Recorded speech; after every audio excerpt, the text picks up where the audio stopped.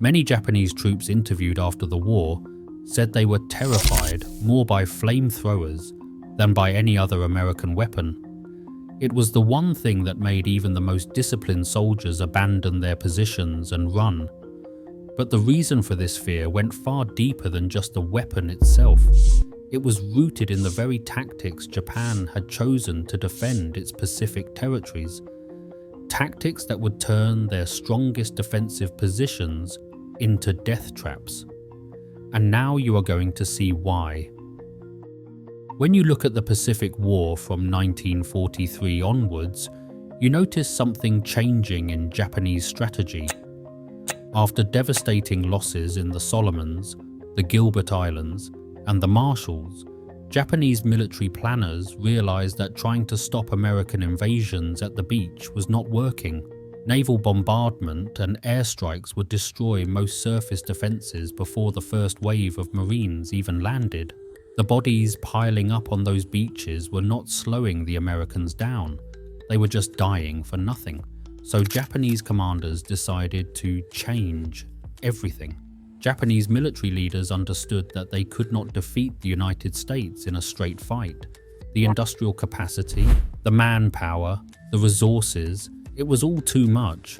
But maybe, just maybe, they could make the Americans pay such a high price that they would accept a negotiated peace rather than fight all the way to the Japanese home islands. This thinking evolved into what became known as Fukaku tactics, a strategy of attrition designed to bleed the enemy for every inch of ground, and it required going underground. The Japanese studied American tactics carefully. They noticed that the United States military followed a pattern: heavy bombardment first, then infantry assault. So if you could survive the bombardment by hiding underground, you could emerge and hit the Americans when they were most vulnerable. They began transforming islands into fortress networks. On Peleliu, they carved 500 caves into the limestone. On Iwo Jima, they dug 11 miles of tunnels through volcanic rock. These were not just hiding places. They were complete defensive systems with bunkers, pillboxes, machine gun nests, artillery positions, and storage areas, all connected through underground pathways. Positions were designed to support each other from multiple angles. Firing lanes overlapped. Everything was pre-measured so artillery could hit designated points without even seeing the target. The fortifications were ingenious. Cave entrances were altered to be slanted as a defense against grenades and flamethrower attacks. Steel doors were added with multiple firing ports. Some caves had zigzag interiors so explosions would not reach deep inside. The Japanese expected the Americans to use grenades and satchel charges, and they built accordingly. What they did not fully anticipate was how the Americans would adapt their weapons to counter these defenses. When United States forces invaded Peleliu on September the 15th, 1944, they followed their usual procedure. Battleships and cruisers pounded the island for days. By the time Marines hit the beaches, it looked like everything had been destroyed. But the Japanese were underground, waiting, as Marines pushed inland through the jagged coral ridges. They started taking fire from positions that seemed to appear out of nowhere. Bunkers that had been cleared would suddenly come alive again as Japanese troops moved through tunnels and reoccupied them. The Marines were fighting an enemy that could attack from any direction, disappear, and attack again from somewhere else. Standard infantry weapons were not working. You could throw grenades into a pillbox, but the zigzag design meant the blast would not reach everyone inside. Satchel charges were better, but you had to get close enough to place them, and that meant running through machine gun fire. Artillery could collapse some cave entrances, but the Japanese would just dig out another exit. The Americans needed something that could reach deep into these fortified positions and neutralize everyone inside. That is when they started using flamethrowers extensively. And that is when Japanese soldiers began experiencing a kind of terror they had never felt before. The weapon the Americans brought to bear was primarily the M2 flamethrower. It was a backpack system with 2 large tanks of thickened gasoline and a smaller tank of compressed nitrogen to propel the fuel. The operator carried about 70 pounds of gear and had an effective range of only 20 yards. A full tank provided about 7 seconds of fire total, which meant short controlled bursts of 1 or 2 seconds at a time. To use it effectively against a cave or pillbox, the operator had to get within hand grenade range. But once that stream of fire entered a confined space, the results were unlike anything conventional weapons could achieve. The thickened gasoline burned at temperatures approaching 2000 degrees Fahrenheit. In the confined spaces of caves and bunkers, the flames did not just burn, they consumed all available oxygen. Japanese soldiers who were not directly hit by the fire stream would find themselves unable to breathe as the flames sucked the air from their lungs. The intense heat alone could kill in seconds. Some defenders died from carbon monoxide poisoning before the flames even reached them. The sound of a flamethrower firing was described as violently loud, and even the operators were trained to take a deep breath before firing because they could not breathe during the burst. What made this particularly terrifying for Japanese defenders was that they could see it coming, but could do nothing to stop it. When grenades came in, you could sometimes throw them back. Bullets could be avoided by staying behind cover, but flamethrower fuel flowed like liquid, spread across surfaces, clung to everything it touched, and then ignited. It searched out every corner of a defensive position. There was nowhere to hide from it. American forces developed a tactic they called the wet burst, specifically for dealing with cave systems. The flamethrower operator would fire several quick shots without igniting the fuel, soaking the interior of the cave with raw gasoline. The vapors would spread throughout the connected chambers, seeping into every crevice. Then they would follow up with an ignited burst. The result was a massive fireball that consumed the entire cave system at once. In some cases, they would soak a cave with fuel, wait for the vapors to build, then throw in a white phosphorus grenade or a satchel charge to ignite everything simultaneously. The rapid combustion would completely consume the air supply, collapsing the lungs of anyone inside. For Japanese soldiers committed to defending these positions to the death, the flamethrower represented an impossible situation. Their entire defensive strategy was built around using fortified positions to make the Americans pay a high cost. They had spent months preparing these caves and tunnels. They had supplies, ammunition, support positions. They were supposed to be able to hold out for weeks, inflicting maximum casualties. But when the flamethrower teams came, all of those advantages disappeared. The very features that made their positions strong against conventional weapons, the enclosed spaces, the limited entrances, the overlapping tunnels, made them perfect targets for flame weapons. Japanese defenders quickly learned to recognize the distinctive 3-tank backpack of American flamethrower operators. The moment one was spotted moving forward, every weapon in the area would focus on him. But the Americans adapted their tactics. Squads would lay down heavy suppressive fire while the flamethrower operator advanced. Rifle fire, machine guns, mortars, anything to keep the Japanese pinned down and unable to target the flame operator effectively. Still, flamethrower operators suffered extraordinarily high casualty rates. On Iwo Jima, one Marine flamethrower battalion sustained a 92% casualty rate, and military statisticians estimated the average life expectancy on the battlefield at just 4 minutes. The Japanese understood what this weapon would do if it reached them, and they desperately tried to stop it. On Wakdi Island in Dutch New Guinea during May of 1944, an American Army flame operator discovered that sometimes the fear of his weapon was enough. Japanese defenders would see the backpack, understand what was coming, and surrender or flee rather than face incineration. This was extraordinary because Japanese military culture emphasized fighting to the death. Surrender was considered deeply shameful. Yet the prospect of burning alive in a sealed cave was apparently worse than that shame. After American forces began using flamethrowers extensively, captured Japanese documents and post-war interviews revealed just how much the weapon affected morale.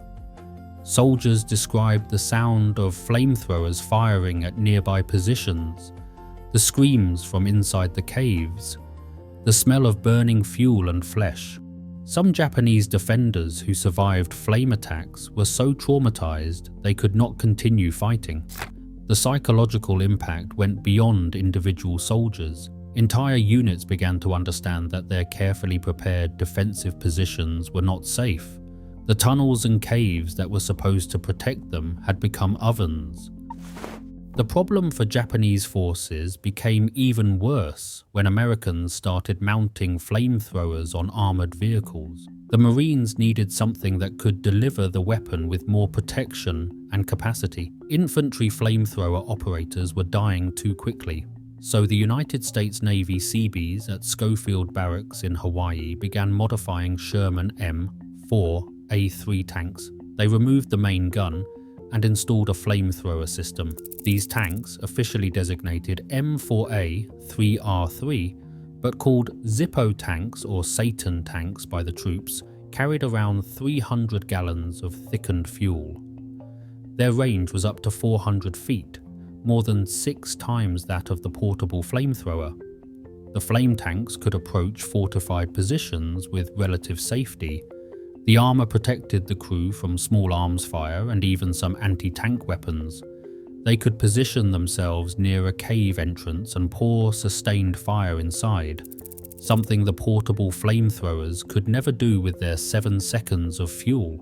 At Peleliu, commanders found that flame tanks were essential for reducing the defensive pocket in the Umabugal Mountains. Regular Shermans could not effectively engage targets inside caves. Artillery was limited. Flame tanks could fire directly into openings and completely neutralize positions. A United States Marine Corps 1st Division history stated that flame tanks were the one weapon that caused Japanese soldiers to leave their caves and rock crevices and run. This was remarkable because Japanese defenders on Peleliu had been ordered to fight to the death. They had ample food, water, and ammunition, and they were in strong positions. But when flame tanks appeared and began firing into the cave systems, soldiers who had never considered surrender would run out into machine gun fire rather than stay inside. They were choosing certain death by bullets over possible death by fire. The Japanese command structure understood what was happening. Reports from Peleliu, Iwo Jima, and Okinawa all mentioned the devastating effect of American flame weapons. There was no effective counter. They tried slanting cave entrances to deflect the fire stream. They built baffles and blast walls inside tunnels. They positioned defenders specifically to target flamethrower operators. None of it was enough.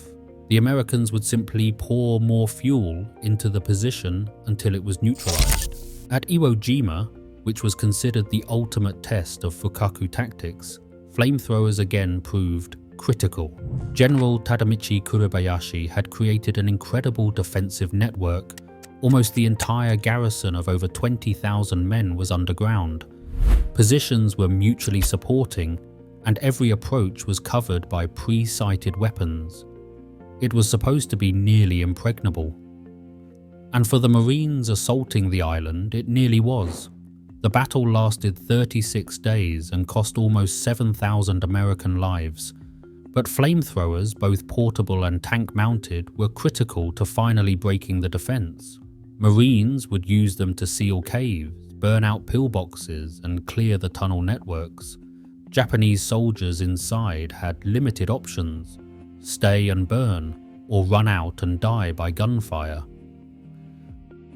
The cultural dimension of this fear cannot be ignored. Japanese military tradition emphasized courage in the face of death. Soldiers were expected to accept death calmly when it came, but death from a flamethrower was not calm. It was violent, painful, and it involved watching fire consume you in an enclosed space with no escape.